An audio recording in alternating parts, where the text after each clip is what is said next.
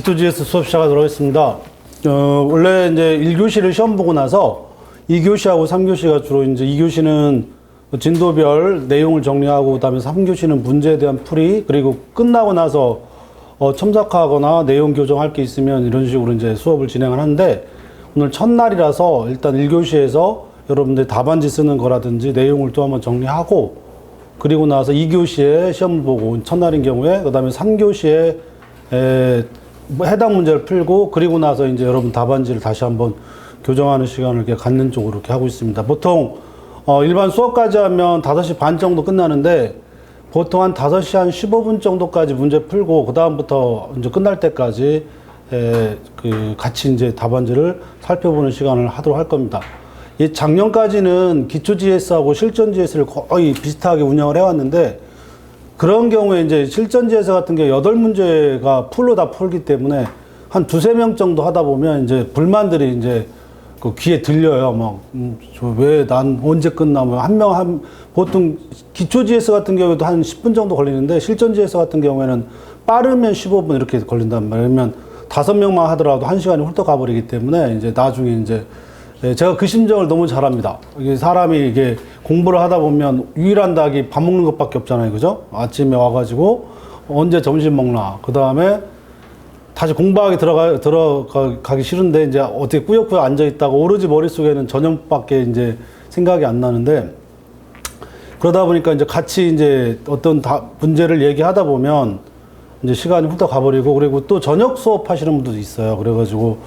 그래서 일단 이번 그 기초 GS 같은 경우에는 같이 예전대로 충분히 이제 여러분들하고 답안지를 한번 같이 보는 시간을 갖도록 하고 그다음에 실전 GS 같은 경우에는 주로 이제 채점하고 그다음에 그 평가가 어느 정도의 지금 위치에 있느냐 이런 정도의 통계를 주로 해가지고 그렇게 운영을 할 생각으로서 이번 그 2021년도 그 민사동법 사례 연습을 위한 어떤 수업이랄까 이런 걸 제가 생각을 해봤을 때 기초 GS에서는 충분히 답안지에 대해서 쓰는 걸 얘기해 보도록 하자. 그리고 그 대신 인원을 충분히 좀 그 제한을 해가지고 10명 이상 안 되게 이제 그게 안 되고 이러다 보면 보통 나중에 1명 정도 빠집니다. 그 기초 GS 같은 경우는 1명 정도 빠지고 실전 GS 같은 경우에는 좀 한 70% 남고 한 20%에서 30% 나중에 가면 빠지는데 다른 강사들은 거의 마지막에 보면 거의 한 50% 빠지고 뭐 이런 정도로 제가 대충 들어서 알고 있는데 일단 최대한 누수가 없이 그래서 기초 GS만큼 충분히 답안지를 같이 보는 시간을 갖도록 하기 위해서 이렇게 운영을 하겠다 이렇게 말씀드리고요. 그래서 일단 제가 앞에 오는 순서대로 그러니까 빨리 오시면 됩니다. 빨리 오셔서 앞에 있는 순서대로 제가 답안지를 보고 뒤에 앉으신 분들은 저랑 맨 끝까지 같이 앉아 있겠다. 저를 매우 좋아한다. 이렇게 이제 생각하고 순서대로 이렇게 할 거니까 저랑 굉장히 오래 있고 싶다 그러면 뒤에 앉으시면 되고 저랑 빨리 얼굴 보고 가야 되겠다. 이렇게 하면 빨리 앞에 앉으셔가지고 시간 안에 보시고 이렇게 가시면 됩니다. 지금 나눠드린 것 중에 하나가 이제 오늘 강의 계획서 있죠. 그죠? 그래서 강의 계획서 한번 잠깐 보도록 할게요. 민사정법 기초 GS 첨삭 수업이라고 그래가지고 아예 그냥 내용을 그냥 첨삭 수업으로 해놨습니다. 그래서 실전 GS부터는 아예 그런 게 없고요. 거듭 말씀드리지만. 그래서 기초 GS 같은 경우 인원 제한을 분명히 할 거고, 그다음 실전 GS 같은 경우에는 인원 제한이 없이, 근데 아마 30명 이상 못 합니다. 제가 총 이렇게 해보면 하루에 그 풀답안을 채점을 해봤을 때 30명 이상을 해보면, 그다음부터는 물론 다른 사람 모르겠는데 저 같은 경우에는 한계에 봉착해가지고 거의 미치기 직전입니다. 그다음부터는 거의 점수 자체가 없어요. 그런 문제가 생기는데, 그래서 아마 30명 이상은 안 받을 겁니다. 실전 GS 하더라도 이제 아직 그런 적은 없어요. 어떤 모강사는 몇백 명씩 한다는데 저에게는 그 꿈만 같고, 근데 왜 그렇게 하는지 모르겠어요. 몇백 명씩 해가지고 어떻게 채점이 이루어질 수 있는지 저로서는 도저히 알 길이 없고, 그냥 추측하건대 자기는 채점하지 않고 아마, 누구한테 이렇게 전가하지 않을까 이런 생각을 그냥 거의 이런 게 추정에 해당할 정도의 그 추정이 가능한데, 그건 내 얘기가 아니니까 저는 이제 실전 GS를 하더라도 제 맥시멈이 30명이기 때문에 그 이상은 받지는 않을 겁니다. 아마 근데 그런 일은 있기를 바라고요. 없다고 하기 부정적으로 얘기하기 좀 그러니까. 네, 그렇습니다. 그래서 기초 GS 첨삭 수업으로서 한 달 동안 이제 쭉 나갈 겁니다. 그래서 강의 개관 해가지고 나와 있는데 지금 이게 왜 중요하냐. 여러분 빨리 이걸 왜 시작해야 되냐면 벌써 지금 8, 9, 10 3개월이 갔잖아요. 그죠? 올해 같은 경우에 7월 20일 날 봤을 때 맥시멈 7월 30일로 내년 7월 30일로 잡았다고 한다면 앞으로 이제 9개월 남았어요. 그죠? 9개월 남았고 각 과목당 완성한, 그러니까 뭐 디자인 보호법이나 저작권처럼 이렇게 쓰레기 과목이라면 좀 이상하죠. 하여튼 선택 과목은 되게 중요한 과목입니다. 제가 말 잘못했네요. 그죠? 매우 중요한 과목인데 그 과목 빼고 또 특허하고 상표하고 민사소법 3개를 봤을 때 이제 과목당 3개월밖에 그 시간이 허여되지 않을 거고요. 그 다음에 특허하고 상표가 1차 때 봤다 하더라도 2차 시험 보는 건 전혀 다른 어떤 마인드라 할까요? 어떤 문제가 생기기 때문에 사실상 과목당 3개월밖에 이제 허여된 게 없고요. 그리고 그렇다 보면 실질적으로 할 수 있는 건 1개월 동안 기본 강의를 하고 혹은 기본 내용을 정리하고 나머지 하나는 기초 GS, 나머지 하나는 실전 GS 이렇게 하는데 보통 커리큘럼이 기초 GS하고 실전 A, B형 이렇게 2개로 나눠요. 그리고 어떤 강사들은 C형까지.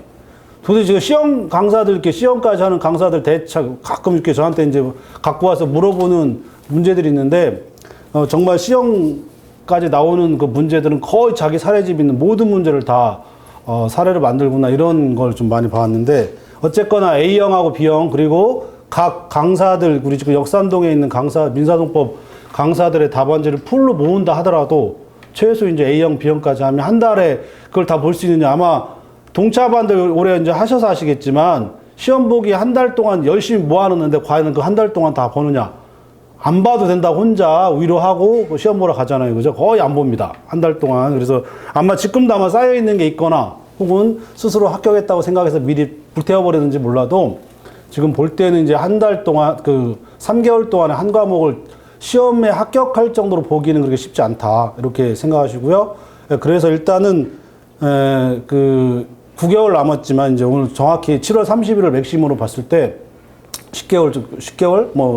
그 정도? 9개월 정도 이렇게 남았지만 그게 쉽지 않다. 그래서 빨리 마음을 잡으시고 저하고 동차반 같이 하신 분들이 있겠지만 동차반은 제가 뭐라고 얘기하냐면 동차반에서 합격하기를 기대하고서 공부하는 것은 그거는 욕심이 아니라 그건 인간이 아니다. 제가 이렇게 얘기합니다. 그래서 동차반들이 합격하기가 얼마나 힘드냐면 특히 이제 민사소법 같은 경우에는 완벽하게 준비해서 들어가기 힘들다. 그래서 최대한 시험을 해가지고 합격할 정도죠. 평균에서 보통 한 10점 정도만 더 나올 수 있으면 근데 이게 평균 같은 경우에는 이제 작년 같은 경우는 57점이었고 올해 같은 경우 44점인가 45점인가 그랬잖아요. 그죠? 그렇기 때문에 그 평균에서 원래 10점 넘어가면 굉장히 잘하는 거거든요. 모든 시험에서, 어떤 시험이든지 간에. 근데 그렇지 못하는 경우가 일반적이라서 이제 말씀드리는데, 동차반 같은 경우에는 보통 합격 점수가 54점이라면 60점 넘어가면 굉장히 잘하는 점수다. 이렇게 이제 말씀드리는 이유가 거기에 있는데, 그게 힘들다. 이렇게 얘기하고요. 나머지 이제 시험에 관한 구체적인 얘기들은 앞으로 이제 8주 동안 우리가 해야 될 굉장히 많은 얘기들이 있으니까 이제 그렇게 또 가끔 얘기해 보도록 하겠습니다. 거기서 보시면 1페이지 보면 강의 계획서 해가지고 교재는 없어요. 교재는 이제 우리가 지금 모는 게 있고 각자 교재하시면 됩니다. 그리고 제가 내용을 쭉 정리하면서 진도별로 쟁점을 정리하고 그리고 나서 그 쟁점 중에 우리가 보는 사례들이 이제 어떻게 출제되거나 될 수 있는지 이런 것도 우리가 기초지혜 시간에 다시 한번 보도록 하고요. 그래서 교재는 특별하게 여러분들이 각자 보는 걸 하고 중요한 건 각자의 교과서가 혹은 기본서가 뭐가 돼야 되냐면 단권화가 되어 있어야 돼요. 그래서 하루에 혹은 이틀에 한 번만에 다 볼 수 있는 그런 정도의 실력이 없으면 거의 힘듭니다. 막판에 시험 들어가면 하루에 내가 갖고 있는 단권화되어 있는 교재를 한 번으로 보면서 쭉 전체적인 내용을 정리할 정도가 된다 그러면 나는 이번에 가능성 있다. 이렇게 생각하면 되고요. 일주일 동안에 내가 정리를 해봤는데 못한다 그러면 그냥 내년 시험 준비를 하시는 게 오히려 더 좋지 않을까. 제가 개인적으로는 그렇게 생각합니다. 그래서 어떤 교재를 쓰시든 간에 자기가 그 교재를 거의 내 책으로 기본서를 단권화 되어 있거나 혹은 내가 가지고 있는 어떤 요약집을 내가 단권화 시키거나 그건 굉장히 중요한 작업이니까요. 그거는 앞으로 계속 해가면서 확인하시기 바라고요. 그 다음에 이게 주차별로 생각하시면 됩니다. 그죠? 1주차에는 주로 소속 요건에 관한 논의를 할 겁니다. 소속 요건에 관한 논의를 할 거고 2주차 그러니까 1, 2회죠. 1회하고 2회는 이제 소속 요건에 관한 거고 좀 이따 설명하도록 2주차는 주로 변론과 증거를 할 겁니다. 변론과 증거를 할 거고 3주차는 소송의 종류하고 그 다음에 상소 이렇게 이제 생각하시면 되고요. 4주차가 병합소송으로 이제 마무리를 질 거다 이렇게 크게 얘기하고 통상 이렇게 이제 보통 나눠지는 게 일반적입니다. 제가 왜 이렇게 얘기하냐면 그 법대 혹은 이제 로스쿨의 일반적인 커리큘럼이 여기가 민소 1이에요. 그러니까 민소 2고 이렇게 되어 있습니다. 그렇다면 그 법대 교수 나오고 로스쿨 교수들이 출제위원으로 들어가면 요걸 이제 안배하려고 하는 게 기본적인 생각을 가지고 있어요. 그래서 이쪽에서 뭐 예를 들어서 뭐 8문제를 내야 되겠다. 이쪽에서 4문제, 이쪽에서 4문제 뭐 이런 식으로 해서 각각 한 문제씩은 기본적으로 뽑고 자기가 어디에다가 초점을 맞춰가지고 출제를 해야 될지 오늘 교수들하고 이제 같은 출제위원들끼리 상의하는데 이제 기본적으로 이게 다 들어가 있습니다. 그래서 그 기출 문제를 보시면 아시겠지만 매년마다 요 안에 소송 요건에 해당하는 거, 변론과 증거에 해당하는 거, 소송의 종류에 해당하는 거, 병합소송에 해당하는 것들이 거의 나옵니다.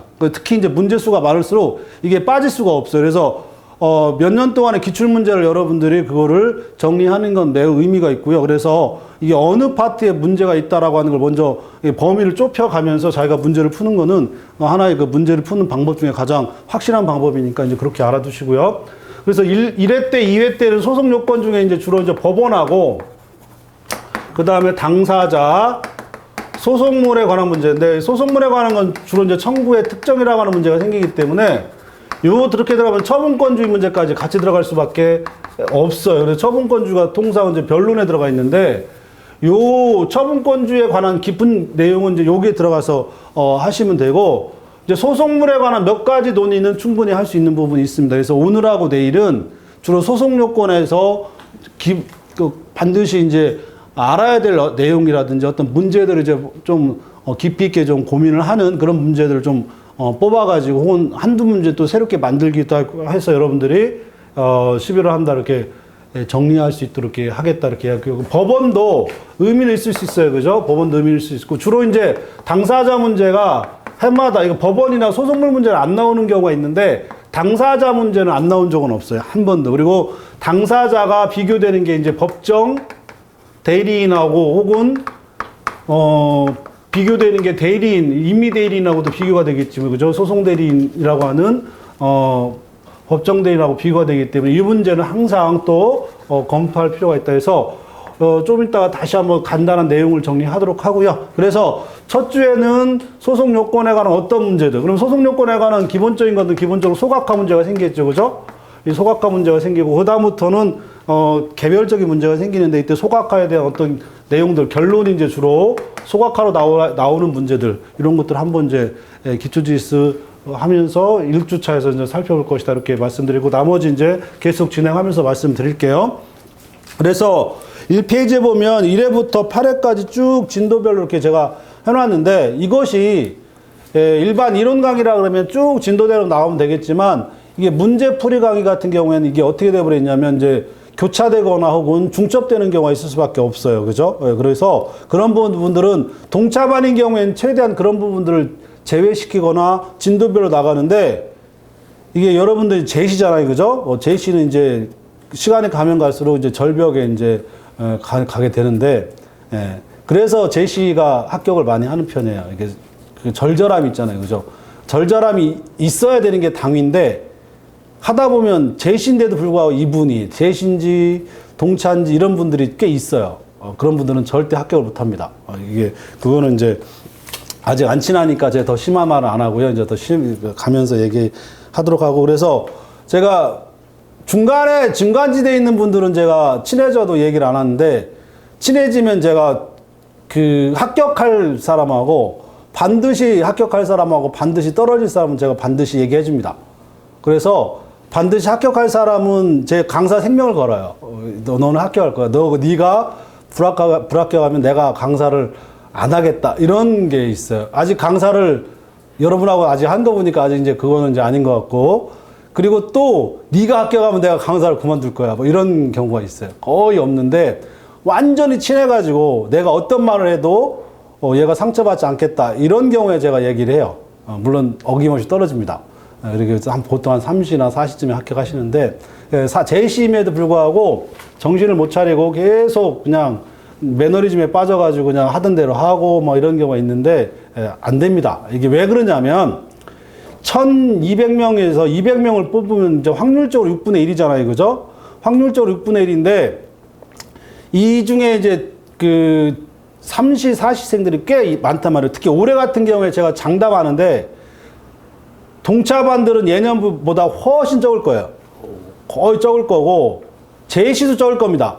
근데 아마 3시나 4시생들이 거의 그 올해 합격을 굉장히 많이 했을 거다. 그리고 제시 중에서도 열심히 하지 않으면 거의 떨어졌을 거예요.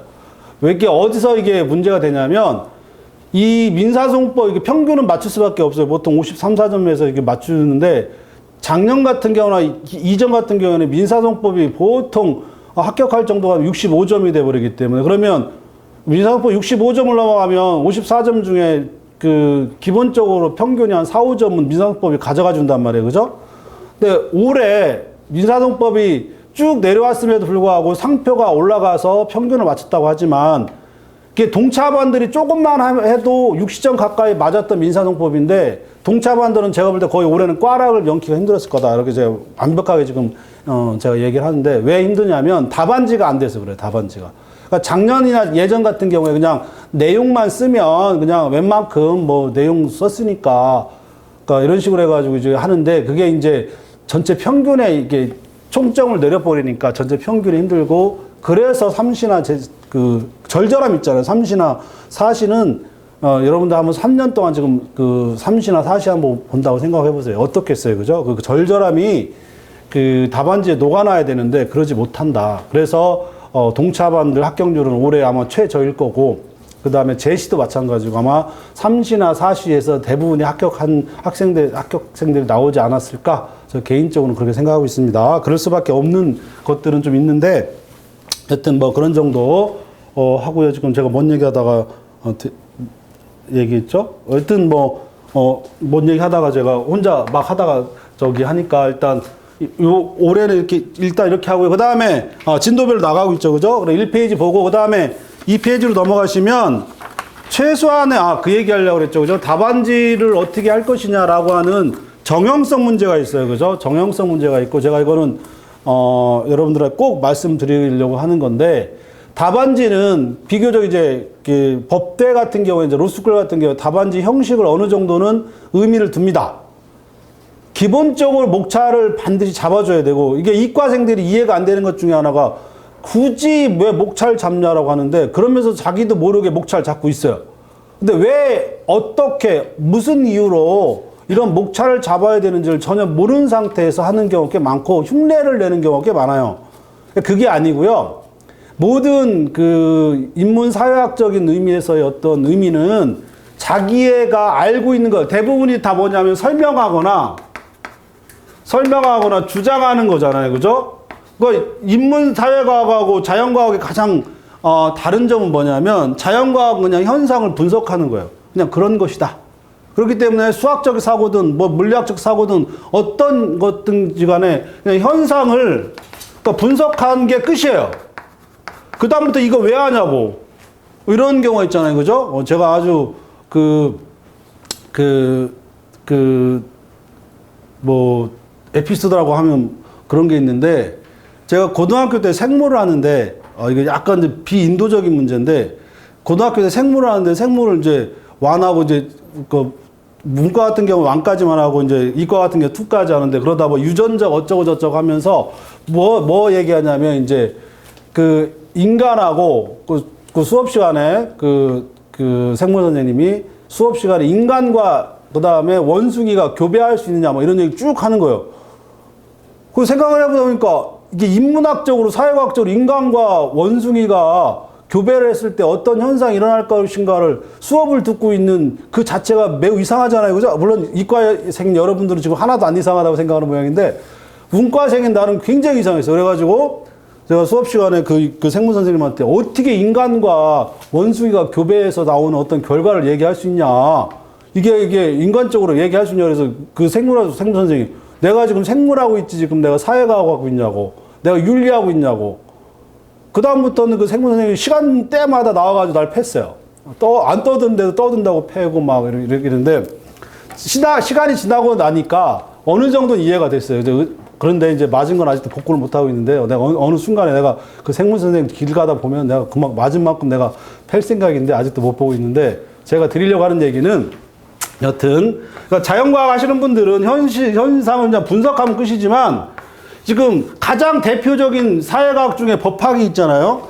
법학은 반드시 어떤 결론을 내야 됩니다. 그리고 어떤 걸 주장을 하거나 설명 다음에 주장해요. 그러니까 설명을 해서 그래서 이게 옳다라고 하는 거, 요게 이제 비판이 들어가느냐의 문제가 생기는 거죠. 그죠?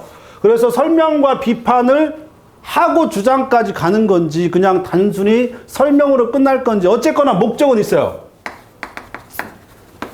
사회과학에서는 어떤 게 너무 거창하게 여러분한테 설명하려는 게 아니고, 여러분들이 어떤 걸 쓸 때는 반드시 결론을 향해서 써야 된다는 거예요. 그죠? 근데 우대꾸로 막 뭐 써요, 그냥. 누구 보면 그냥 판례 하나 그냥 발라요. 그러고 합격했다. 아니, 절대 합격 못 합니다. 이게 특히 이제 이런 꼰대들이 이제 채점하러 들어갈수록 그런 식으로 판례를 막 쓰고 했다고 합격시키는 전혀 아니다. 반드시 뭔가 의미가 있는 걸 써줘야 되고, 사실 생각해 보시면 뭔가 의미를 찾는다는 게 자연과학에서는 없어요. 그죠? 물론 자연과학 여러 이과생이거나 공대생 여러분들이 우리도 그런 게 있어. 그러겠는데 제가 볼 때 없어요. 없고 보통 보면 굉장히 많은데 여튼 쓸데없는 얘기지만 여튼 그러면 비판까지 하고 주장까지 할 건지 그러면 되게 설명하시오 하고 그래서 나눠지는 거예요, 이게. 이론상으로는 설명하시오, 논하시오는 굉장히 중요한 문제입니다. 근데 전통적으로 보면 우리 그 변리사시험 같은 경우 대부분이 다 설명하시오예요. 그리고 해마다 어떤 경우에 논하시오라는 문제가 나와요. 이렇게 기출 문제를 쭉 보시면. 근데 이제 그 법대나 로스쿨 교수들, 저도 마찬가지지만 여러분들한테 설명하시오나 논하시오를 구분해서 뭔가 깊이 있는 얘기를 바라진 않아요. 왜냐하면 어차피 사례를 가지고 판례의 어떤 견해를 그 사례에 접목해가지고 어떤 결론을 낼 것이냐 이런 식으로 이제 답안을 예상하고 들어가기 때문에 굳이 이런 게까지 안 하는데 일단 이건 나중에 이제 한 번 더 여러분들이 고민을 하시면 될 것 같고, 그러면 논리적으로 보면 설명하시오면 그래서 이렇다. 결론도 있고, 논하시오는 그래서 내 주장은 이렇다. 결론이 있으니까, 그럼 먼저 결론까지 가려면 이 어떤 글의 순서라는 게 반드시 있을 수밖에 없다는 거죠. 그래서 심지어 판결문조차도 어떻게 되어 있어요? 판결문조차도 이걸 굳이 여기까지 연결해가지고 여러분 다 하려고 하느냐 이렇게 반박할 수 있는데, 판결문조차도 주문 있고, 이런 주문이 왜 이런 주문이 나왔는지 그 밑에 반드시 뭘 써줘야 돼요? 이유를 써줘야죠. 가장 대표적인 게 이게 어디로 가? 이게 결론이 될 거고, 요게 근거가 될 거라면 근거, 그죠? 이런 식으로 이제 기본적으로 판결문도 구성이 되어 있고 이렇게 되어 있습니다. 그래서 대부분의 경우 이 어떤 결론이 이르기까지의 어떤 근거들이 뭐냐, 요게 이제 기본적인, 왜냐면 이게 주장하는 거고 이게 설명하는 거고 이런 거기 때문에, 그죠? 이렇게 이제 구성이 되어 있다. 그래서 사례 문제가 나올 땐 반드시 결론을 써줘야 됩니다. 이게 가장 여러분들이 오해하는 것 중에 하나가 결론을 거의 안 쓰는 거거나 결론을 한 줄로 이렇게 마무리하거나 이런 경우가 꽤 많은데, 물론 결론은 각하한다예요. 근데 이거는 판결문에서 각하한다의 의미거나 청구를 인용한다 이런 의미지만, 그래도 이거는 어느 정도의 서술 문제가 생기기 때문에 단순히 각하하거나, 이게 로스쿨 답안지 같은 경우 이렇게 쓰라고 하는 답안지도 있어요. 있는데 여러분들 이렇게 쓰면 거의 안 될 거다 이렇게 말씀드리고요. 간단히 말씀드리면 항상 내용은 서론, 그 다음에 본론, 그래서 이렇다라고 하는 결론입니다. 그럼 이걸 논의해가는 과정이 먼저 결론을 앞에 놓고 그 다음에 본론을 뒤에 쓰는 경우도 있을 수 있어요.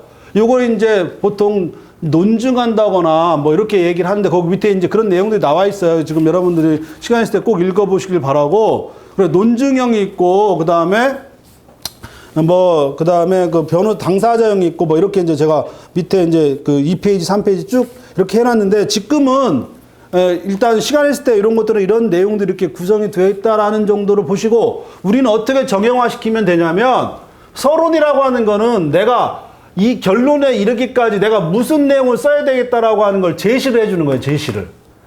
그러면 사례 문제에서는, 기본적으로 사례 문제에서는 이 제시가 뭐가 되냐면 쟁점이 되겠죠. 이 문제에서는 이게 쟁점이야, 혹은 이게 논점이야, 혹은 이게 문제야 라고 먼저 제시를 해줘야 돼요.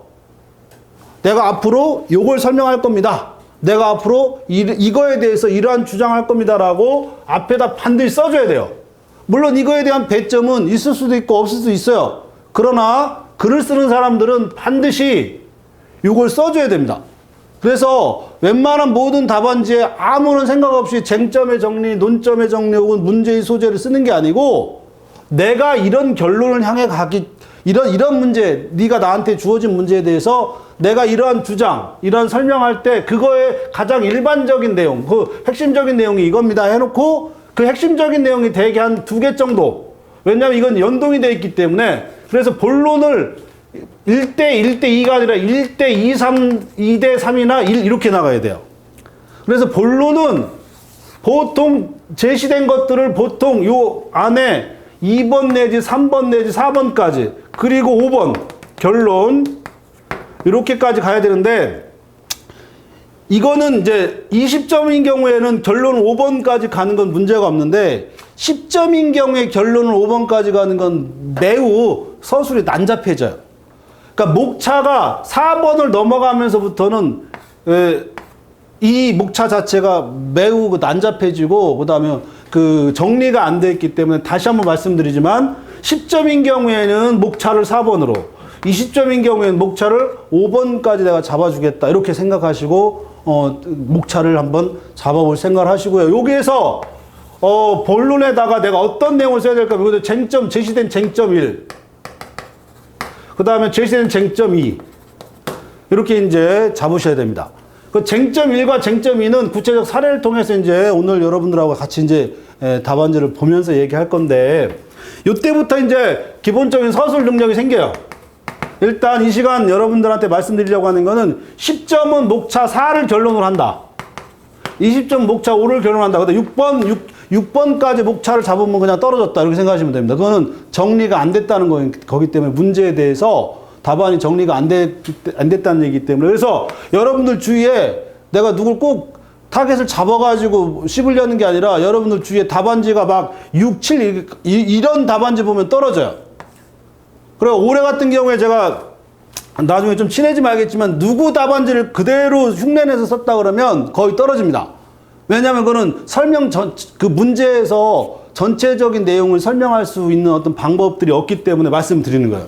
그래서 요 설명대로 꼭 하시길 바라고요. 요 안엔 다시 또 이걸 우리가 대목차라 하고요. 대목차는 그래서 1, 2, 3, 4 요거를 로마 숫자 1, 로마 숫자 2로 해도 상관없어요.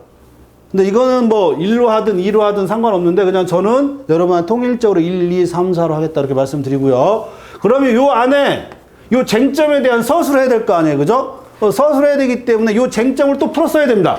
그래서 다시 1, 다시 2 혹은 나는 반가로 2번으로 하겠어 이렇게 해도 되고요. 나는 요걸 두 번째 이걸 중목차라고 한다면 중목차를 양가로 1번, 양가로 2번으로 하고 소목차를 반가로 1번, 반가로 2번 하는데 최소한 중목차까지 2개 이상 나와야 됩니다. 만약에 대목차가 나오는데 요 1번하고 그 다음부터 아무것도 안 썼다 그러면 우리가 아주 간단하지만 2를 썼다는 건 그 다음에 뭐가 있다는 거예요? 2가 있다는 거예요. 2 이상이 있다는 거지 반드시 3, 4가 있을 필요는 없어요. 1이 있다는 건 반드시 2가 있다는 거예요. 1이 없다면 그 다음부터 쓸 필요가 없는 거죠. 그러니까 대목차 아래는 중목차로서 어떤 내용을 내가 이걸 설명하는데 구성해 가겠다 이렇게 하고 요것도 설명할 내용이 되게 많다. 그러면 밑에 내가 또 소목차 1, 소목차 2까지 가야 되겠죠. 그죠? 이런 식으로 이제 하는데 이거는 내가 잡으면 돼요. 1번부터 10번까지 모든 문제에서 내가 이렇게 잡아서 나가겠다 그러면 돼요. 그거는 채점자가 얘는 채점하면서 얘는 대목차, 중목차를 이런 식으로 잡아가지고 설명하는구나 라고 하는 게 그 답안지 하나에서 전부 다 파악을 할 수 있기 때문에 문제 삼지 않아요. 근데 문제들마다 어떤 때 로마 숫자, 어떤 때 영어, 어떤 때 목차도 없어. 그러면 볼 것도 없어요. 얘는 글을 쓰는 것 자체가 서술하는 능력 자체가 없구나라고 해서 그때부터 마음이 편해져요. 왜냐면 얘는 떨어뜨려도 되니까. 얘는 채점을 몇 점을 주더라도 그 채점자에게 양심을 꺼릴 게 없어요. 그래서 여러분들 그 40점 이하들 있잖아요. 그 만약에 내가 올해 이제 까락인데 40점 이하들은 그건 제대로 된 평가가 아니에요. 얘는 어차피 뭘 해도 떨어지기 때문에 그냥 39점 정도에서 그냥 맞춰줘야 돼. 이러고 말아버려요. 그러기 위해서 절대 합격할 수 없기 때문에 그건 점수가 될 수가 없다 이렇게 말씀드리고요. 그거는 자기가 하세요. 이제 이걸 우리가 앞으로 해 나갈 거고 마찬가지입니다. 3번도 마찬가지고 왜 자꾸 웃으시고 제가 뼈 때리는 얘기를 했나 보죠. 좀 더 친하면 더 심하게 때리니까 여학생들은 여학생이라고 하면 좀 그렇고 여자 수험생들은 어떤 여자 수험생은 울기도 해요. 그래가지고 난감할 때가 있는데 아무튼 그렇습니다. 그래서 또 한번 말씀드리지만 요건 기본적인 서술 방법이 이걸 벗어나지 마세요. 이거 이대로 하세요. 그러면 가끔 그렇게 이제 얘기하시는 분이 그러면 1200명이 다 이렇게 쓰지 않냐고. 절대 안 그렇습니다. 이렇게 쓸 수가 없어요. 어떤 문제 하나를 이런 목차 안에 내 내용 전개 이렇게 해나갈 수 있는 실력은 200명도 안 돼요. 200명도 안 되고 그렇다. 그렇기 때문에 요대로 하세요. 요대로 하시고 요걸 벗어나시면 안 된다. 이거 앞으로 계속 해 나갈 겁니다. 경우에 따라서는 이제 아직 우리 변리사 시험에서 그런 게 없는데 변리사 시험에서 어떤데 결론과 근거를 쓰라. 이렇게 하시는 분도 있어요. 이거는 이제 주로 이제 거기다 내가 써놨는데 판사형 교수들 있잖아요. 판사 실무를 하다가 교수하는 사람들은 이렇게 내는 사람이 있어요. 결론과 근거를 써라. 주문과 이유를 써라. 이런 거라고 생각하시면 됩니다. 이때도 똑같아요. 다만 요게 앞으로 가고 요것만 쓰시면 됩니다. 요거. 그때는 서로 쓰실 거 없이 결론에 이르기까지 근거 있잖아요. 요것만 따로 밑에 쓰시면 되고 거의 목차는 똑같아요. 그리고 요 안엔 다시 또 반드시 중목차 이상까지는 달아주도록 하자. 이렇게 말씀드립니다. 이제 계속 이제 답안지 확인하면서 나갈 것 같고요. 저랑 하신 분들은 금방 이해가 되는데 아마 처음 하시는 분들은 약간 좀 복잡해 보일 수도 있는데 아니에요. 이렇게 하셔야 됩니다. 이거는 그냥 하세요. 저랑 하기로 했으니까 왜냐고 물어보신다면 그냥 하세요.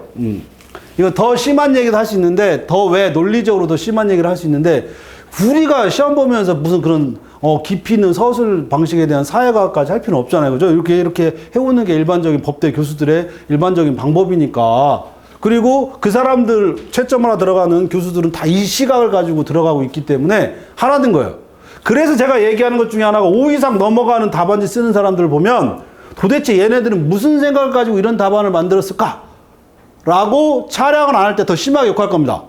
그러니까 절대 이렇게 하시면 안 됩니다. 그죠? 5 이상 넘어가는 답안지 만들면, 만약에 나중에 시험을 봤는데 6 이상 만드는 답안지가 나왔다 그러면, 제가 더 심하게 다른 사람도 다 커피 사주고 그 사람만 안 사주는 이런 어떤, 편협된 행동도 할 수 있어요. 그죠? 그렇게 생각하시면 되고, 이거 꼭 지키세요. 그렇게 해서 이렇게 꼭 이 목차대로 여러분들이 하시고, 약간 문제 유형이 행위가 바뀔 수 있다 하더라도 거의 똑같이 하시면 된다. 그렇게 생각하시면 됩니다. 요거는 계속해 나가도록 하겠습니다. 네, 이 정도에서 여러분들 답안지 쓰는 거는 이제 앞으로 계속 교정해 나갈 거고요. 4페이지까지 쭉 주시면 됩니다. 그 다음에 또 하나만 이제 여러분들 읽어보시길 바라는 것 중에 판례의 태도예요. 판례의 태도나 판례 입장인데, 보세요. 판례의 태도나 판례 입장이다. 이러면, 이런 게 있잖아요. 그죠? 가끔 이제 제가, 그런 얘기인데, 우리가 이제 학설이 있을 수 있어요. 그죠? 학설의 입장, 학설의 견해, 뭐 이렇게 얘기할 수 있고, 판례의 태도나 판례 입장이지, 그러면 판례에 대해서 어떠한 견해가 있을 수 있잖아요. 그죠? 어떤 하나의 사안에 대해서, 이게 법조문이 있으면 굳이 여기까지 나올 거 없어요. 법조문이 있다 하더라도 법조문 해석상에서의 문제가 생길 수 있어요. 이런 게 생길 수 있는데, 이 해석에 대해서 견해가 나뉠 수 있단 말이에요. 그죠? 이렇게. 이거는 이제, 이거를 우리가 학리 해석이라고 하죠. 학리 해석. 이걸 우리가 유권 해석이라고 그래요. 가끔 이제, 여러분들 중에 이제 그러신 분들이 있는데, 학설을 쓰시고 판례를 쓸 거냐, 판례를 쓰고 학설을 쓸 거냐, 이렇게 이제 하면서 어떤 사람은 이제 학설을 대신 판례 먼저 쓰고 학설을 써도 문제가 없다, 이러시는 분도 있어요. 뭐 엄격하게는 차이가 있지만 굳이 판례 쓰고 학설 쓴다 그래가지고 막 지랄하고 하실 분은 없어요. 없는데, 논리적으로 봤을 때는 반드시 학설을 쓰고서 판례를 쓰셔야 됩니다. 왜 그러냐면, 이건 학리 해석이고 이건 논리 해석이란 말이에요. 논리 해석. 논리 해석이고 굳이 판례를 유권 해석이라고 하는 이유가 어디 있어요? 유권 해석이라고 하는 거는 국가의 권한, 이거 간단히 말하면 일정하게 권리를 가지고 있는 결론에 해당하는 거예요, 결론. 그 논리적으로 한번 생각을 해봅시다. 이미 판례가 이렇게 보고 결론을 내놨는데 학설을 써서 뭐예요? 이미 결론을 다 내놨는데 거기다 대고 막, 이렇쿵 저렇쿵 하면 뭐 할 거예요? 그런데 대부분이 판례들은 학서들의, 왜냐하면 법조문 내지 기존에 해왔던 판례가 이걸 해결하지 못했기 때문에 그래서 이런 논쟁되는 사안에서 학자들이 연구한 게 있고 이 연구한 거에 대해서 판례가 갖다 쓰는 경우가 일반적이란 말이에요. 이게 가장 모범적인 경우인데 그러면 어떤 쟁점에 붙어있을 때 학설에 대해서 이러이러한 견해가 있는데 판례가 이런 학설 중에 이것과 동일한 태도를 가지고 있다. 이렇게 유권 해석을 내렸다. 이게 일반적인 설명인 거지. 판례 열심히 써놓고 그런데 학설에 이런 게 있다. 이거 미친놈이 하는 짓이에요, 이거는. 미친놈이라고 처음 들으셔서 여러분 굉장히 귀에 거슬릴 텐데 제 강의 가장 일반적인 용어가 미친놈이에요, 미친놈. 이렇게 쓰는 거는 아니에요. 이건 설명이 아니에요. 논하는 것도 아니고. 그러니까 반드시 학설을 쓰시고 판례를 쓰시라. 라고 말씀드리고 또 하나. 판례의 태도인가요? 그냥 판례인가요? 본인들이 판례라고 쓰더라도 판례가 주어진 사안에서 어떠한 태도나 입장이라고 하는 거죠. 그럼 대부분 입장이나 태도는 긍정적인 태도. 그죠?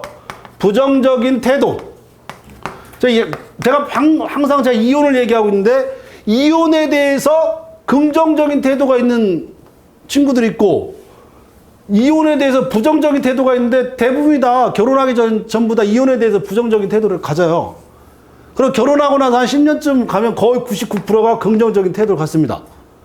그럼 왜 이런 긍정적인 태도를 갖는 이유가 있을 거 아니에요, 그죠? 그렇다 이혼하라는 얘기는 아닙니다, 그죠? 여러분들 아직 결혼을 안 하셔가지고 이런 얘기에 공감을 못 하시는 모양인데 조금 있으면 공감하실 거예요. 어쨌거나 이혼에 대해서 농담이에요. 이거 진담으로 받아주시면 안 돼요. 금방 이런 얘기 해야 금방 여러분들이 할 거. 그러니까 긍정적인 태도를 갖는 이유가 있을 거 아니에요, 그죠? 그 다음에 부정적인 태도를 갖는 이유가 있을 거고 요런 것들을 판례 태도에 긍정적인데 그런 이유가 이런 게 있고 부정적인 태도가 이런 게 있고 긍정적인 태도는 맨날 결혼했더니 밥도 내가 해야 되고 뭐 예를 들어서 빨래도 내가 해야 되고 청소도 내가 해야 되고 너 혼자 사는 게 낫지 이렇게 될 거 아니에요, 그죠? 부정적인 태도는 뭐예요? 그래도 우리 가족이 단합을 해야 사회가 일어나고 사회가 유지되고 사회가 무슨 개소리예요, 그죠? 이럴 수도 있잖아요, 그죠? 이런 개소리 할 수도 있고 어쨌거나 그렇다. 그러니까 이런 걸 쓰라는 얘기지. 판례라고 해놓고 그냥 판례 처음부터 막 끝까지 막 발로 그래가지고 합격해서 다 거짓말이에요. 그럴 수도 없고 제가 역삼동 와가지고 아주 듣는 얘기 중에 하나가 뭐냐면 언제 합격을 했는데 그 합격한 수험생이 판례 번호까지 썼더니 매우 좋은 점수를 받았다. 이런 얘기가 있더라고요. 도대체 어떤 이상한 놈 어떤 미친놈이 그랬냐고 내가 아직도 찾고 있는데 못 찾고 있어요. 없어요. 그렇게 할 수가 없습니다. 거듭 말씀드리지만 그런 건 없다. 그러니까 어떤 문제에서 판례의 태도라고 하는 건 그런 사안과 유사한 거에 있어서 이러이러한 이유로 긍정적인 태도 혹은 부정적인 태도 혹은 뭐예요? 적극적인 태도 혹은 소극적인 태도 혹은 그거에 대해서 법에서 가장 중요한 게 효력이니까 무효다, 유효다, 무효다 이런 식의 의미만 생기는 거예요. 이렇게 해서 이제 긍정적, 적극적 이유는 각각 개별적으로 다르지만 여튼 기본적으로 그런 의미들을 담아내가지고 물론 이것까지 이제 나중에 설명할 기회가 있으면 또 설명해드리겠습니다. 이제 이런 것들을 여기서 담아줘라. 그러다 보면 판례 이런 의미를 써주는 건 굉장히 의미가 있다. 이렇게 이제 돼버립니다. 무슨 일인지 아시겠죠, 그죠? 이렇게 이제 하시고 요거에 대해서 학설과 그 다음에 그 소결이라든지 사안의 경우 이렇게 되게 이제 사안의 경우인데 판례가 보면 이렇게 되는 거예요. 그래서 대부분이 중요한 건 판례가 가장 중요한 태도인데 판례에 비춰보건대 이러한 사안에서는 이렇게 해결할 거다. 이렇게 나와야 됩니다. 항상. 물론 그 문제의 의도에 따라서 학설의 어떤 비판적 입장을 여기다 집어넣을 수도 있고 그런 거는 그런데 그거는 보통 한 30점, 최소 20점 이상 넘어갔을 때 하는 얘기고 올해처럼 10점짜리 10개 나오는 이런 경우에는 거의 없어요. 그런 경우에는 그냥 학설 판례 혹은 법조문이나 법조문 해석에 대한 내용을 쓰고 그리고 나서 그 해당 쟁점들의 결론을 내주고 이렇게 이제 충분히 답안지를 작성할 수 있도록 해주는 거지 옛날 답안처럼 비판, 검토를 막 한 페이지 쓰고 이러는 답안지도 제가 가끔 보는데 떨어집니다. 100% 떨어지니까 하지 마시라. 그래서 저는 제가 답안지 나눌 때 검토 부분은 거의 안 쓰는 경우도 있어요. 그런 거 쓸 필요도 없어요. 거기에 배점이 거의 없기 때문에 그런 경우는 거듭 말씀드리지만 보통 20점, 30점 이상 갔을 때 그런 논의가 있는 거지 10점짜리에서는 그런 거 없어요. 그거를 또 한번 말씀드리도록 하고 그렇게 얘기하도록 하겠습니다. 그래서 그 두 가지는 여러분 목차 잡는 거하고 학설과 판례 쓰는 것은 어느 정도 이제 해왔으니까 그런 것들을 좀 분명히 해줘라. 물론 여기에서 약간의 내용상의 차이가 있으니까 이걸 우리가 통상 이제 비식이라고 합시다. 혹은 암기사항이라고 합시다. 혹은 뭐 제가 볼 때는 암기보다 이해의 문제인데 이런 데서 실력 차이가 있을 수 있어요. 그 전에 이런 학설과 판례가 왜 필요한지를 해오는 과정에서 거의 당락이 결정이 될 거다 이렇게 말씀드릴 수 있는데 그거는 좀 더 보도록 하겠습니다. 이렇게 하고 그래서 답안지 쓰는 거는 여러분들이 4페이지까지 물론 제 사례집에 있는 거 제가 여러분들한테 같이 이제 보자라고 해서 나왔고요. 제 사례집에 앞에 이제 보면 이제 답안지 어떻게 써라 하는 걸 이제 우리 기초 GS 수업하면서 같이 이제 이런 내용은 최소한 알아두시고 쓰세요라고 하는 겁니다. 그죠? 그리고 여러분들이 이제 앞으로 해가면서 답안지가 어떻게 되는지는 좀 더 보도록 하겠습니다.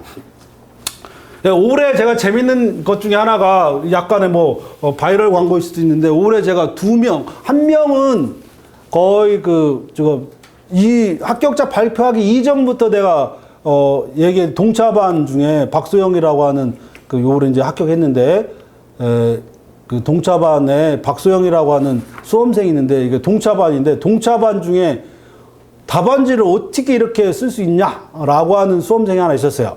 동차반이라고 하니 나는 그냥 동차반인 줄 알고 있고 제 속으로는 얘가 정말 동차반이었을까라고 아직도 의심하는데 보니까 동차반은 건 확실한 것 같아요. 동차반 중에 박수영 그 수험생한테 제가 너 떨어지면 내가 강사 때려친다 해가지고 다행스럽게 이제 올해 합격했어요. 동차반인데 그래서 그 강사 저기하고 물론 제시나 삼시 이제 수험생들 우리가 지금 여러분한테 얘기할 건 아니고 그 다음에 또 올해 이제 동차반 중에 이제 홍유연이라고 하는 변리사가 됐죠. 그죠? 이렇게 됐는데 그 변리사 대신 홍유연 그 수험생한테 내가 합격할 거라고는 얘기는 안 했어요. 왜냐하면 동차반들한테 내가 합격할 거라고 그 박수영이라는 변리사는 이제 수습 변리사죠. 수습 변리사한테는 거의 그 답안지 자체가 거의 완성도가 거의 되어 있기 때문에 제가 합격할 거라고 얘기했고 홍유연 수습 변리사한테는 내가 우리 지금 현재 동차 중엔 답안지가 제일 낫다라고 얘기했었어요. 왜냐하면 거의 답안지 자체가 완성을 그렇게 흉내를 내기가 힘든데 매우 쉽게 받아들이고 어떤 수험생들은 아무래도 안 돼요. 그래가지고 제가 중간중간에 끝에 가가지고 좀 힘든데 내가 좀 힘든데 그러면 좀 더 나가면 그냥 내년 준비야 이런 얘기가 돼버려요. 그죠? 제가 말씀드리려고 하는 거는 지금은 이제 여러분한테 얘기하는데 제발 답안지에 대해서는 불만을 갖지 마시고 그냥 제가 하시라는 대로 하시라고. 그러니까 어느 순간에 어떤 거는요, 어떤 것을 어떤 게 하다 보면 왜 이렇게밖에 할 수 없다는 게 될 수도 있잖아요. 그죠? 그렇기 때문에 최소한 답안지만큼은 이렇게 잡아주시고 그게 한번 잡고 나면 제가 다른 법에 대해서 이렇게 얘기하려는 게 아니라 왜냐하면 법학 교수들은 거의 똑같아요. 특허법 같은 경우에는 제가 알고 있는 대부분의 교수들은 다 민법, 특히 물권법을 하시다가 그쪽으로 가신 분들이 꽤 있고요. 상표는 주로 미국에서 하고 오는 경우가 꽤 많아요. 그래서 상표는 약간 좀, 관점이 조금 틀리긴 한데, 여튼, 대부분 내가 알고 있는 교수들도 거의 다 이런 식으로 답안지를 작성하고 있기 때문에 그런 것들을 좀 한번 고민하면서 얘기해봐라 라고 제가 항상 말씀드립니다. 그러나 다른 우수한 우리 변리사 스쿨에 우수한 강사들이 있기 때문에 그런 강사들이 말을 좀 충분히 듣고요. 민사송법은 그냥 제가 하시라는 대로 하시라 이렇게 다시 한번 말씀드리겠습니다. 오늘 해야 될 게 그 법원하고 당사자 일부분입니다. 당사자 일부분이고 법원은 크게 법원에 대한 재판권 문제가 있어요. 그죠? 재판권 문제가 있고, 그 다음에 관할이 있습니다. 그 다음에 법관에 관한 문제가 생기는데, 법관은 제척, 기피, 회피죠. 그죠? 제척, 기피, 회피 문제가 있는데, 회피는 그냥 넘어가고, 제척, 기피는 이제 한번 나올 때가 된 경우가 있을 수 있어요. 그래서 제척 사유에 해당하는 경우가 1호부터 5호까지 있는데 특히 이제 법관하고 당사자 사이에 혹은 법관과 대리인 사이에 그리고 법관이 전심에 어느 정도 관여했느냐 이런 정도의 쟁점들이 얼마든지 나올 수 있습니다. 더군다나 시절이 화수상하면 제척과 기피라고 하는 것 특히 이제 사법부에 대한 신뢰 문제가 생기고 그러면 이것들을 특히 이제 교수들은 한 번씩 물어볼 여지가 있어요. 그리고 한 10년 동안 그 제척 기피가 안 나왔기 때문에 한 번은 나올 여지가 있는데 이걸 기초 GS까지 하기 힘들어요. 이건 나중에 실전 GS에서 한번 우리가 알아보도록 하고요.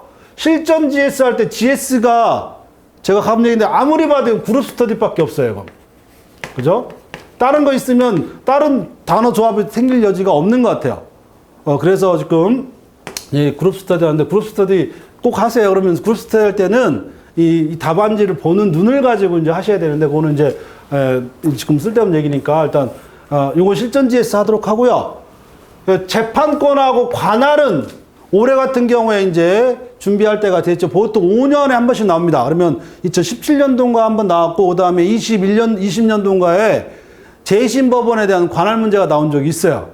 근데 우리가 얘기하는 관할은 재심법원에 대한 관할, 항구법원에 대한 관할 문제나 이런 것이 아니라 전통적인 관할 문제가 되기 때문에 요거를 한번 눈여겨볼 필요가 있고 재판권은 다시 또 인적 재판하고 물적 재판은 나눠집니다. 원래 물적 재판 중에 이제 물적 재판에 대해서 국제 재판 관할에 관한 문제가 굉장히 중요하죠. 그죠? 국제화 시대에서는 이게 굉장히 중요한데 오히려 국제화 시대가 되다 보니까 더 편한 게 뭐냐면 이 국제재판 관할에 관한 기존의 학설과 판례가 아예 국제사법으로 들어가 버렸어요. 그래서 기존에 있던 국제재판 관할에 대한 유추 적용 내지 토지 관할 유추 적용 문제를 아예 국제사법에 다 집어넣어 버리기 때문에 기존의 학설과 판례를 논의할 여지가 없어요. 심지어 국제재판 관할에서 합의 관할 문제도 국제사법에 다 들어가 버렸단 말이에요.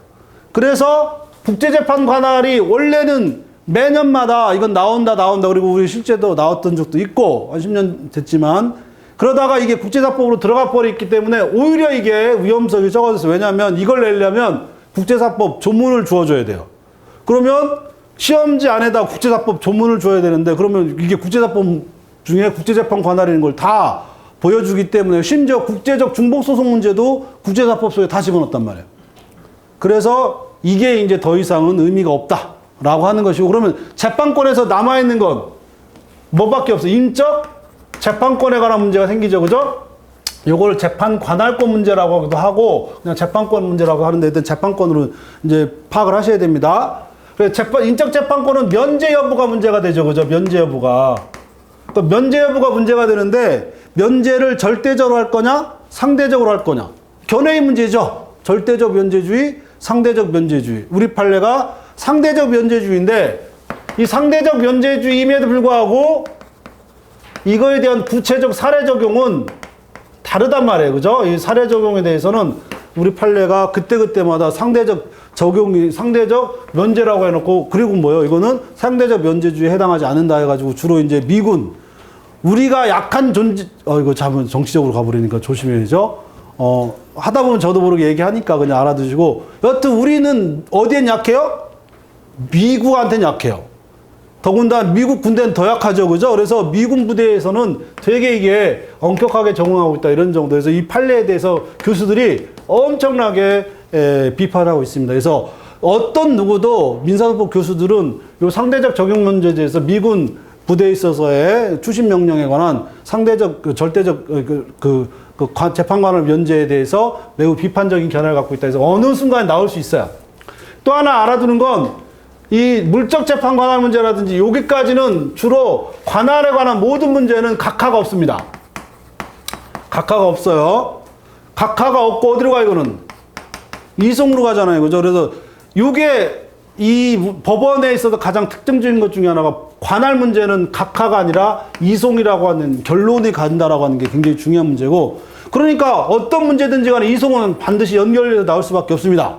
좀 이따 하도록 하고 이 국제재판 관할, 재판 관할권만이 뭐가 될 수 있어요? 각하 판결 내지 각하 명령의 대상이 될 수 있어요.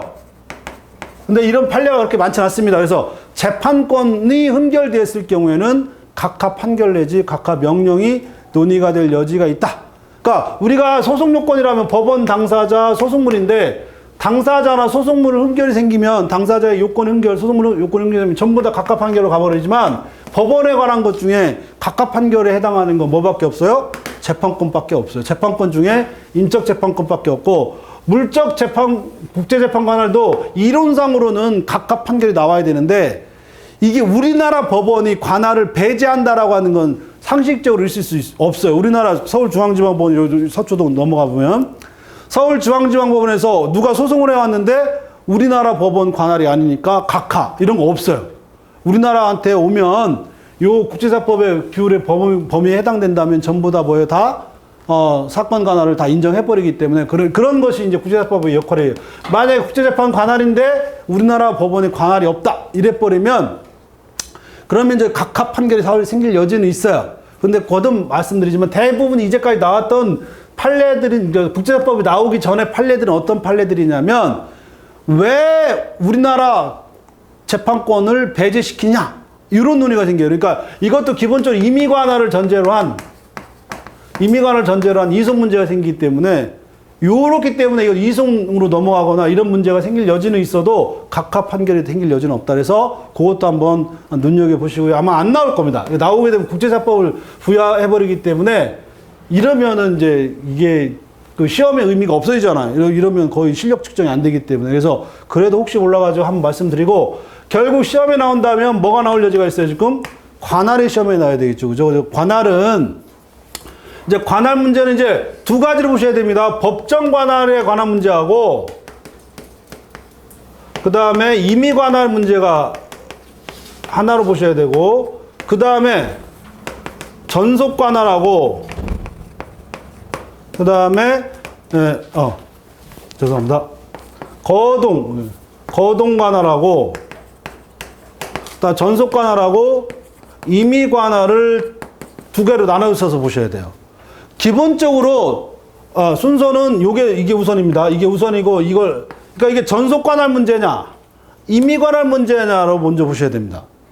전속 관할이면 전속 관할은 법에서 규정이 되게 법에서 정해져 있는데 이것 때문에 이때 법에서 정해졌다는 게 법정 관할하고 관련이 없어요.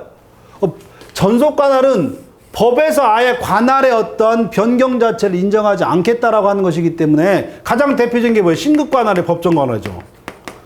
니네들이 이 고등법원에서 하고 싶든 다른 고등법원에서 하고 싶든 이런 게 없어요. 그 다음에 사건 관할이라는 게 있죠. 사건 관할. 그게 뭐냐면 우리 24조 2항이죠. 24조 2항 2항. 그 국제재판 지식재산권 문제라든지 혹은 특허 사건과 이런 경우에는 관할 자체가 법에서 정해져 있기 때문에 따라서 뭐가 생길 여지 없어요. 임의 관할이나 거동 관할 문제가 생기고 거동 관할은 두 가지가 있죠. 그죠? 하나는 합의 관할 문제하고 그 다음에 또 하나는 변론 관할 두 가지가 있어요. 그러니까 여러분 관할 문제가 나오면 이게 전속 관할 문제냐? 아니다. 그럼 어디로 가요? 임의 관할. 임의 관할로 가면 그 다음 순서가 뭐예요? 변론 관할 성립하는지 합의 관할이 성립하는지 요대로 가요. 요로. 만약에 합의 관할이나 변론 관할이 성립하지 아니한다. 그럼 어디로 가요? 이때 이제 법정 관할로 가셔야 됩니다. 그러면 보는 순서는 어떻게 돼요? 이제 전속 관할이냐? 전속 관할이면 그때부터는 전속 관할 위반 문제가 생기는 거고 전속 관할이 아니다 그러면 뭐 어디로 가요? 이때는 임의 관할을 봐야 돼. 임의 관할. 임의 관할을 보고 임의 관할이다. 그러면 일단 뭐 합의 관할이나 변론 관할, 특히 가장 중요한 게 뭐예요? 변론 관할. 이때 이제 뭐가 생겨? 이때 관할 항변 문제가 생기겠죠, 그죠? 이렇게 되고 만약에 아니다. 그러면 이때 어디로 가요? 이제 법정 관할에 관한 어디로 갑니까? 토지 관할하고 그다음에 사물 관할. 굳이 관할 문제를 본다면 근데 어떻게 이렇게 알고리즘으로 봐요? 그냥 보자마자 내일 모레 시험 합격하실 분들인데 이걸 뭐 하나하나 따져가지고 그러면 그 문제만 풀고 떨어져요. 보자마자 이게 무슨 문제인지를 알아야지. 이거 연습을 하시면 금방 보입니다. 그래서 전속관할이 아니면 임의관할, 임의관할이 아니면 합의관할, 변론관할. 그러니까 변론관할이 대부분이 문제가 돼. 그러니까 이게 중요합니다. 합의관할하고 변론관할 29조하고 30조가 그래서 중요하다. 그래서 법정관할에 대해서 토지관할과 사무관할 관할 위반이 생겼다. 그러면 몇 조로 가요? 34조 1항 문제가 생기는 거죠. 관할 위반이 아니다. 그럼 뭐예요? 그 밑에.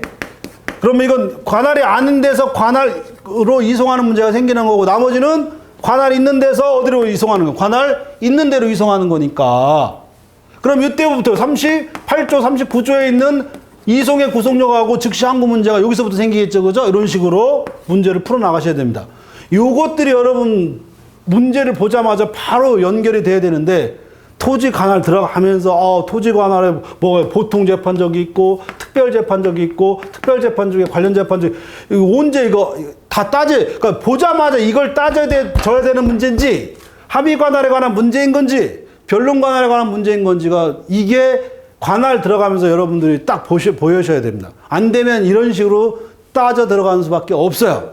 어쨌거나 관할 문제는 무조건 법원에서는 한 문제 낼 수밖에 없고, 그래서 기초지에서 제가 같이 여러분하고 같이 볼 겁니다. 그죠? 이 순서는 꼭 알아두시고요. 이송까지. 이 관할 들어가면 이송할 것까지 여러분들이 한꺼번에 보셔야 되고, 특히 여기서 가장 중요한 건 합의 관할 때 전속적 관할 합의 있죠. 그죠? 전속적 관할 합의에 대한 편의 이송 문제가 가장 의미 있는 문제입니다. 왜냐하면 전속적 관할 합의에 대한 부가적 합의를 인정할 건지 아니면 전속적 관할 합의를 인정할 건지에서부터 시작해가지고 요때는 35조 단서까지 넘어가는 문제가 여기서 생기기 때문에 이게 가장 난이도 있는 문제인데, 일단 요거는 제가 빼겠습니다. 요건 나중에 이제 실전지에서 한번 풀어보도록 하고요. 여기까지 넘어가면 이른바 제가 가끔 농담 삼아 하고 있는데 뭐가 있을 수 있죠? 이른바 전주 여기 좀 내려가다 보면 금산사라고 있어요. 금산사. 가끔 농담 삼아 하는데 금산사가 되게 유서 깊은 곳이에요. 거기 가면 전부 다 이별을 해요. 내가 누구랑 헤어지고 싶다 그러면 반드시 금산사를 가세요. 내가 알고 있는 모든 사귀는 사람, 결혼하는 사람들 전부 다, 심지어 결혼하고 아들도 거기서 갔다가 거기서 결별했잖아요. 그죠? 이거 되게 웃기는 얘기인데 하나도 안 하는데, 하여튼 되게 금산사 판례까지 다 여기까지 연결해가지고 여러분들이 알아둘 필요가 있습니다. 그래서 거기서 보면 거기서도 어디로 가요? 결국 이송까지 넘어간다. 그래서 금산사 판례도 굉장히 중요한 의미가 있다. 그래서 이게 나온 지가 좀 된 판례인데 호시탐탐 노리고 있습니다. 금산사 판례까지 해서 여러분들이 판례를 한번 이쪽 아주 좋은 문제입니다. 요 논의대로 보고, 그래서 관할 문제는 여러분들이 보는 순서대로 쭉 여러분들이 한번 파악을 하시면 되고요. 그 다음에 어디로 가셔야 되냐면 이게 이런 얘기를 여러분들하고 하는 이유가 어디 있냐면, 이거를 동차반들한테 열심히 해줘도 의미가 없어요. 왜냐면 전속관할인지 임의관할이 뭔지를 또 설명해 줘야 되는데 언제 하냐, 언제. 이제 제시니까. 제시 여러분 되니까 내가 여러분을 환심을 사기 위해서 여러분들을 합격할 수 있어요, 이러는 게 아니에요. 저는 동차반들한테 그냥 대놓고 뭐라 그러냐면 떨어져요. 붙기 힘들어요. 죽자고 하면 모르겠지만 떨어져요. 대부분이 안 죽잖아요. 동차반 중에 안 죽으니까 여러분 와 있는 거잖아요. 그죠? 안 죽어요. 그렇게까지 하셔야 되는데. 여튼, 그렇게 하고 나면 어디로 가요? 당사자로 갑니다. 당사자. 당사자로 가면, 당사자에서 맨 먼저 특정 문제가 생기고, 그 다음에 확정 문제가 생기죠. 그죠? 확정이 되면 이 확정된 자를 기준으로 뭘 하는 거죠? 얘를 기준으로, 얘의 자격, 얘 요건. 자격. 이 당사자의 자격은 요건이에요. 얘가 뭘 가지고 있어야 돼요? 당사자 능력을 갖고 있어야 되고, 그 다음에 소송 능력을 갖고 있어야 되고, 그 다음에 변론 능력을 갖고 있어야 되겠죠. 그죠? 이렇게 되어 있습니다. 그러면 원래 특정된 얘에 뭘 봐줘야 돼요? 원래는 특정된 얘의 요건이 구비가 되어 있는지, 자격이 구비가 되어 있는지가 원래 일반적인데, 항상 인간은 특히 모든 경우의 수를 만들어내는 건 인간이에요. 그죠? 이상한 놈이 있어요. 뭐가 있냐면, 갑이 을한테 소를 제기했는데 병이라고 하는 놈이 와가지고 내가 을이에요 라고 하는 게 있어요. 이른바 요게 생기는 가장 근본적인 문제가 성명 모용 소송이라는 게 생겼어요. 누가? 원래 법조문을 만들 때는 이런 일이 없었는데 소송을 하다 보니까 꼭 이런 아주 기발한 애들이 생긴단 말이에요. 이런 기발한 애들이 뭐라 하는 거예요? 야, 내가 의리야.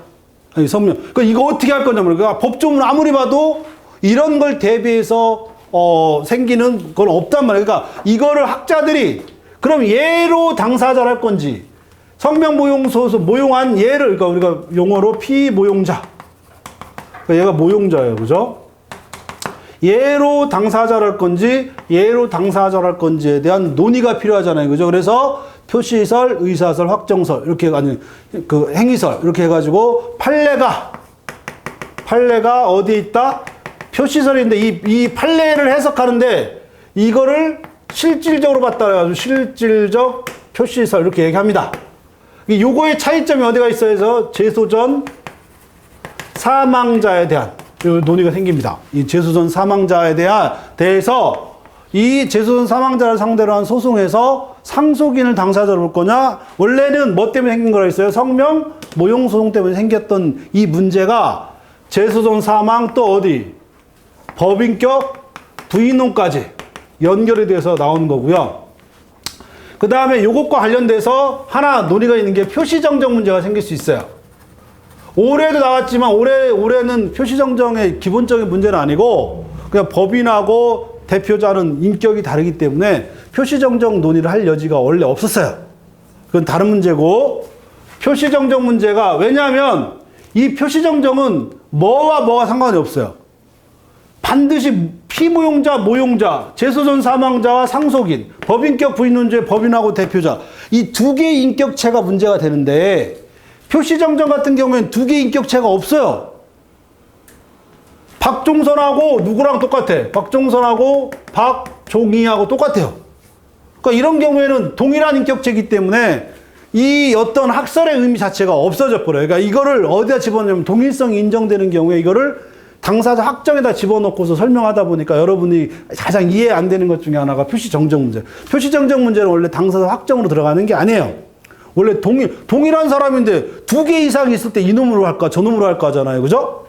저는 그런 경험이 없는데 제 친구들은 좀 부러운데 가끔 좀 나중에 이제 변호사 합격하고 이런 애들 있어요. 검사도 하다가 중간에 이제 뇌물 처먹고 잘리기도 하고 그랬는데 이런 애들의 고민이 뭔지 알아요? 결혼을 해야 되는데 조건이 좋은 사람 두 명이 한꺼번에 달라붙는단 말이에요. 그럼 이걸 할까 저걸 할까 밤새 술 먹고 나한테 죽여버려. 반은 죽여. 술로 다 반은 죽여놨는데 제가 하려고 하는 얘기는 이런 거예요. 얘가 선택의 문제가 아니라는 거예요. 그러니까 이거는 확정의 문제가 아닌데 이걸 어디다 집어넣고 설명하고 있어요. 지금 당사자 확정에다 집어넣고 설명하다 보니 여러분들 좀 이해가 안 되는데 이게 되게 잘 나오는 것 중에 하나입니다. 또한 뭐 말씀드리고 그걸 여러분들이 이해를 좀 하시고요. 그 다음에 이제 요 제소전 사망하다 보니까 이게 뭐하고 연결됩니까? 당사자 능력하고 연결이 되죠. 그죠? 우리 당사자 능력은 사망한 자, 특히 자연인은 반드시 필연적으로 무슨 문제가 생겨요? 사망한 경우가 있고 안 한 경우가 있고 이렇게 돼요. 이거 다시 또 제소전 사망이 있고 다시 또 소송 중 사망이 있고 요거에 대한 요거는 여러분이 나중에 기출문제 보시면 알겠지만 거의 2, 3년에 한 번씩 나옵니다. 그게 언제 죽었냐만 차이가 있지. 어차피 인간은 죽잖아요. 그죠? 생각해보면 우리가 이렇게 할 필요도 없어요. 내일 모레 죽을지도 모르는데 뭐 이렇게 열심히 하는다. 그죠? 이런 생각도 좀 들기도 하고 어차피 죽어요. 제소전, 사망, 소송 이거는 필히 나올 거다라고 생각하고서 준비를 하셔야 되고요. 그것들에 대해서 여러분들이 어느 정도 정리가 되어 있는지 보고요. 그 다음에 소송 능력하고 변론 능력 있잖아요. 그죠? 소송 능력은 여기까지 소송 요건이죠. 여기서부터는 뭐가 돼요? 이거는 소송, 행위, 유효 요건입니다. 요거를 구분하실 필요가 있는데, 일단, 소송 능력 들어가면 법정 대리 문제가 생기겠죠. 그죠? 법정 대리인. 법정 대리인 들어가면 법인 문제가 있을 수 있고요. 그 다음에 미성년, 그 다음에 성년 후견 문제, 이런 문제가 이렇게 생깁니다. 그래서 이때 법정 대리인에 대한 법인과 법인의 대표자, 미성년자와 법정 대리인, 후견인과, 그러니까 피성년 후견인과 후견인, 이런 식으로 해가지고 얘네들의 의미가 63조. 그다음 64조. 여기서 선정 당사자까지 같이 연결해 가지고 우리가 이제 한번 논의할 여지가 있어요.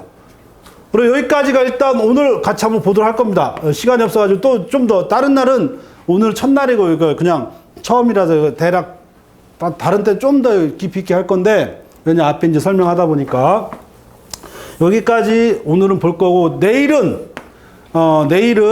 요 변론 능력하고 그다음에 여기서 당사자 능력하고 뭐가 논의가 돼서 당사자 적격 문제가 생기겠죠. 그죠? 당사자 적격 문제.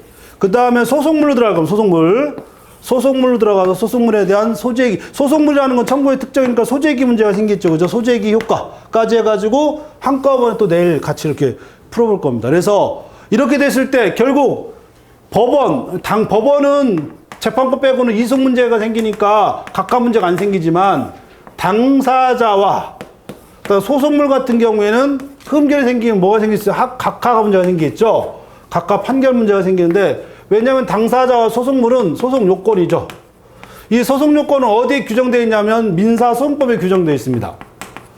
민사소송법에 규정되어 있으니까 이거는 강행 규정이고 강행 규정에 위반되어 있는 거는 강행 규정 위반되어 있으면 법원은 이거를 어디로 가요? 각하 판결하는 거죠. 그런데 통상 판결이 나오기 전까지는 각하 판결이지만 만약 각하 판결이 아니라 본안 판결이 나왔으면 각하 판결해야 될 걸 본안 판결했을 때 이 본안 판결의 효력이 어떻게 되냐 해가지고 뭐예요? 유효냐 무효냐. 왜냐면 이거는 상소나 재심으로 따질 수 있으니까 그럼 결국 유효다 이렇게 되면서 뭐가 생기냐면 그럼에도 불구하고 소송 계속이 없어서 절대적 무효인 경우가 있는데 그게 뭐예요? 이른바 재, 망, 적, 개 해가지고 재판권이 없는 경우 사망한 당사자를 상대로 한 소송, 당사자 적격이 없는 경우, 그 다음에 소송 계속이 없는 경우에는 다른 거는 강행 규정 위반되면 각하 판결해야 되고 각하 판결이 아닌 본안 판결로 해서 나왔다 하더라도 이거는 뭐예요? 위법하지만 유효하다 이렇게 나가버리는데 요 네 개의 경우, 근데 이 네 개의 경우조차도 특히 다 소송 계속이 없는 걸로 보는 거죠. 그죠? 그래서 소송 계속이 없으면 절대적 무효고 절대적 무효인 경우는 뭐예요? 나중에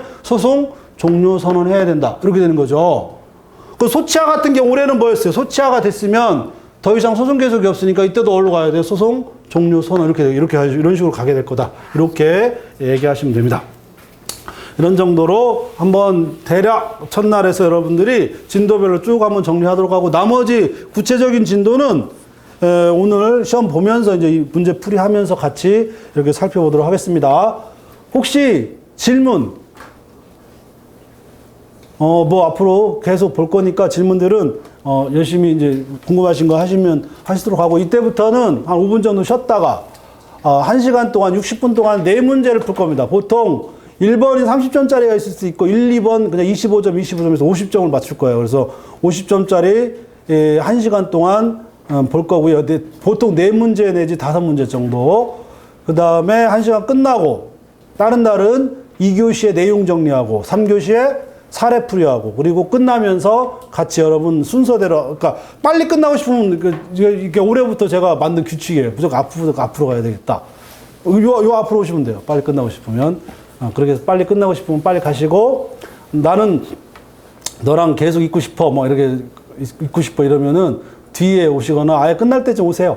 그러시면 그런 분 안 되겠죠. 그죠? 시험 보신 분에 한해서만 같이 얘기할 수 있는 거니까 여기까지 하도록 5분 뒤에 같이 이거 1시간 동안 시험 보고 그리고 나서 다시 한번 답안지에 대해서 얘기해 보도록 하겠습니다. 5분간 쉬겠습니다.